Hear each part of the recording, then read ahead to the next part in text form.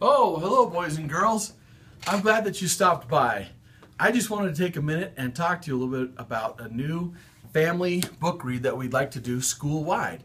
I wanted to introduce to you this book right here.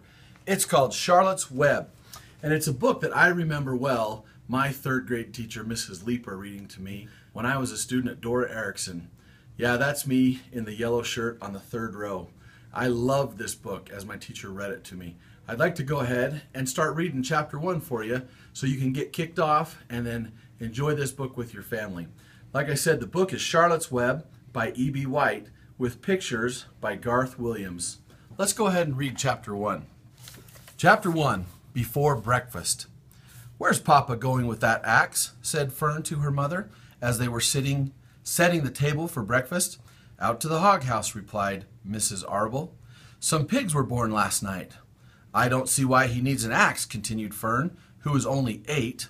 "Well," said her mother, "one of the pigs is a runt. It's very small and weak, and it will never amount to anything. So your father has decided to do away with it." "Do away with it?" shrieked Fern. "You mean kill it? Just because it's smaller than the others?" Mrs. Arble put a pitcher of cream on the table. "Don't yell, Fern," she said. "Your father is right.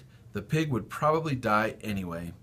Fern pushed a chair out of the way and ran outdoors. The grass was wet and the earth smelled of springtime.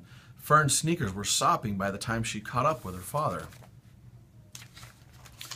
"Please don't kill it," she sobbed. "It's unfair."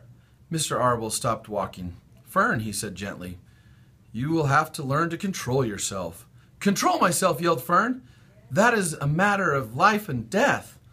And you talk about controlling myself." Tears ran down her cheeks, and she took a hold of the axe and tried to pull it out of her father's hand. Fern said, "Mr. Arble, I know more about a litter of pigs than you do. A weakling makes trouble. Now run along."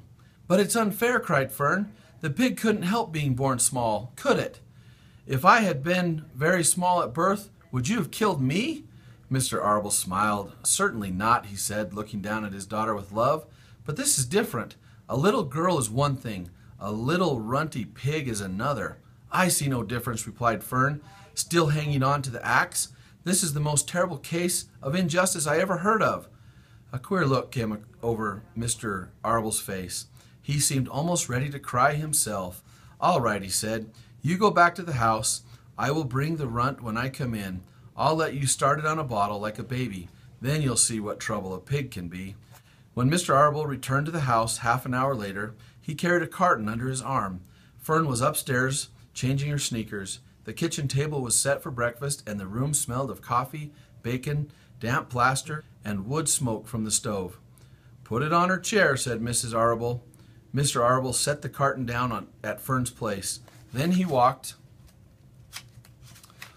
to the sink and washed his hands and dried them on the roller towel. Fern came slowly down the stairs. Her eyes were red from crying. As she approached her chair, the carton wobbled, and there was a scratching noise. Fern looked at her father. Then she lifted the lid of the carton. There inside, looking up at her, was the newborn pig. It was a white one. The morning light shone through its ears, turning them pink. "He's yours," said Mr. Arble, "saved from an untimely death, and may the good Lord forgive me for this foolishness." Fern couldn't take her eyes off the tiny pig. "Oh," she whispered, "oh, look at him. He's absolutely perfect." She closed the carton carefully. First she kissed her father, then she kissed her mother. Then she opened the lid again, lifted the pig out, and held it against her cheek. At this moment her brother Avery came into the room. Avery was 10. He was heavily armed with an air rifle in one hand and a wooden dagger in the other. "What's that?" he demanded. "What's Fern got?" "She's got a guest for breakfast," said Mrs. Arble. "Wash your hands and face, Avery." "Let's see it," said Avery, setting his gun down. "You call that miserable thing a pig? That's a fine specimen of a pig. It's no bigger than a white rat. Wash up and eat your breakfast, Avery," she said. "The school bus will be along in half an hour." "Can I have a pig too, Pop?" asked Avery. "Nope, I only distribute pigs to early risers," said Mr. Arble. Fern was up at daylight trying to rid the world of injustice. As a result, she now has a pig, a small one to be sure, but nevertheless a pig. It just shows you what can happen if a person gets out of bed promptly. Let's eat." But Fern couldn't eat until her pig had had a drink of milk. Mrs. Arble found a baby's nursing bottle and a rubber nipple. She poured warm milk into the bottle, fitted the nipple over the top, and handed it to Fern. "Give him his breakfast," she said. A minute later, Fern was seated on the floor in the corner of the kitchen with her infant between her knees, teaching it to suck from the bottle. The pig, although tiny, had a good appetite and caught on quickly. The school bus honked from the road. "Run," commanded Mrs. Arble, taking the pig from Fern and slipping a donut into her hand. Avery grabbed his gun and another donut. The children ran out to the road and climbed into the bus. Fern took no notice of the others in the bus. She just sat and stared out the window, thinking what a blissful world it was and how lucky she was to have entire charge of a pig. By the time the bus reached school, Fern had named her pet, selecting the most beautiful name she could think of. "Its name is Wilbur," she whispered to herself.